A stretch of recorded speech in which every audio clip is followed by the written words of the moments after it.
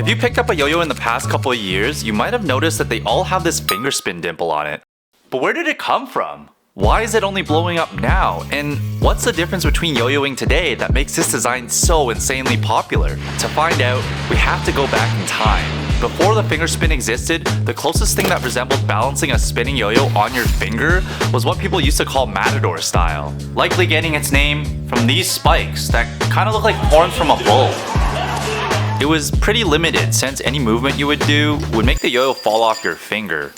Years later, a company called Yo-Yo Jam developed these caps that had a large dimple in the middle to help balance your finger easier, but it never took off. It was largely forgotten, mostly because there wasn't that much interest in finger spin style tricks at the time. So this still doesn't answer why so many yo-yos today have a finger spin dimple.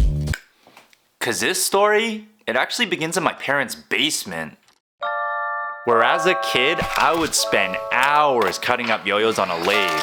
Back in 2006, I was a motivated 14-year-old and would machine yo-yos to resell them online. I was hustling, with big dreams of having a company in manufacturing. Later on in college, I heard of something new called 3D printing. I started printing yo-yos instead, realizing this was way easier and sold them to my friends to make some money.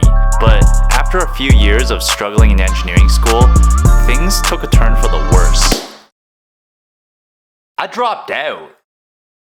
I felt like a freaking loser. I gave up that big business dream and aimlessly backpacked around for a few months. It was funny though, during my travels, I made a mistake that would change the course of my life forever. I ran into a world yo-yo champion during an event in Cali. When I got home, I realized I left one of my 3D printed yo-yos with him. And after seeing it, he actually asked me to design him an injection plastic yo-yo for his company. Truth be told, I had no idea how to design an injection yo-yo. I lied through my teeth claiming I could do it, when all I knew was that making an injection mold was really hard and expensive. After a lot of studying, I figured it out. And that was the first time in my life I ever got paid to design something. But not only that, a company who saw my work online would give me a call, one which would throw me into the world of global manufacturing. Magic Yo-Yo is an industrial manufacturing company located in Shenzhen, China. They contacted me asking to design and brand a beginner-friendly plastic yo-yo, exactly like the one they just saw online. I flew to China with one goal in mind, not to mess this up. I spent months in China, mostly eating ramen and living in cheap hotels. In this era, everybody started doing finger spin tricks again. It was suddenly all the rage. I remember doing a finger spin on a prototype, watching it wander all over the place. In that moment, I wondered why there couldn't be a secondary dimple to just lock your finger in, like those forgotten Yo-Yo Jam yo-yos. This was when the Skyva was born. There was nothing else like it on the market, so I thought it'd be a hit. But I was wrong. It was a mega hit. We still the same ones. When it come to chats, we don't take none. Nearly every single yo-yo player I knew had like 5 of these things. It won Rewind Japan's Best Yo-Yo of the Year. Influencers, they couldn't get enough of it. The yo-yo pretty much sold itself over and over again. And for the first time in my life, I didn't feel like a failure. It was genuinely insane.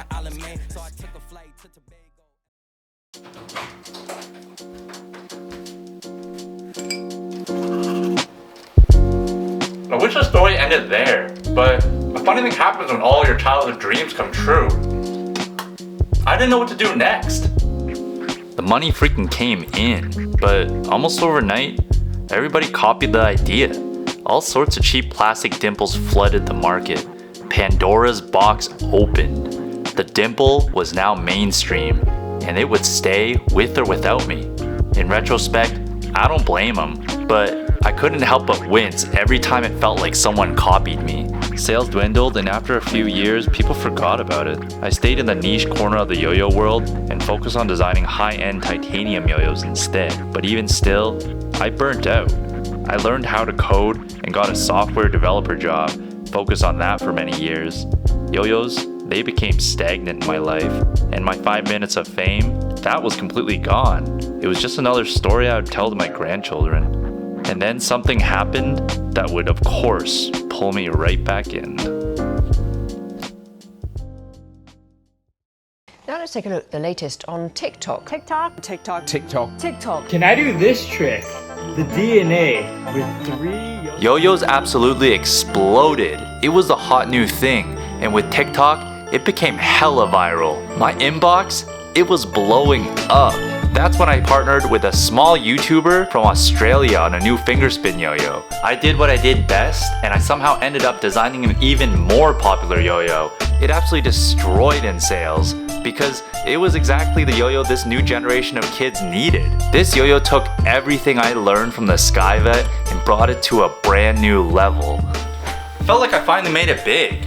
I exceeded my childhood dreams of having that internationally recognized yo-yo brand. But even after all that, I felt like I had unfinished business with the Skyva. The design was nearing 10 years old already. Everyone who loved it so much, they were all adults now. Did the world really need a Skyva again? Well, I needed to find out somehow. I flew to China one more time and met up with the guys at Magic Yo-Yo. We pulled out the old molds and proceeded to update the dated design. I had a vision, but I didn't want to change too much on the yo-yo itself. We started with 3 brand new colors. We then increased the width to help with catchability. We made it spin even longer than the original by changing the brass bearing seat with a lightweight aluminum one. And lastly, we developed a never before seen nano blast finish that makes this yo-yo feel ultra premium for grinds. I flew back to Canada feeling fulfilled. I even hosted an event so my friends could try it. But at this point, I'm not sure if kids will resonate with this yo-yo. I'm not even sure if the Skyva has a place in this world anymore. But it didn't matter because this, for me, was the yo-yo that started it all. And I wanted to pay tribute to it one last time.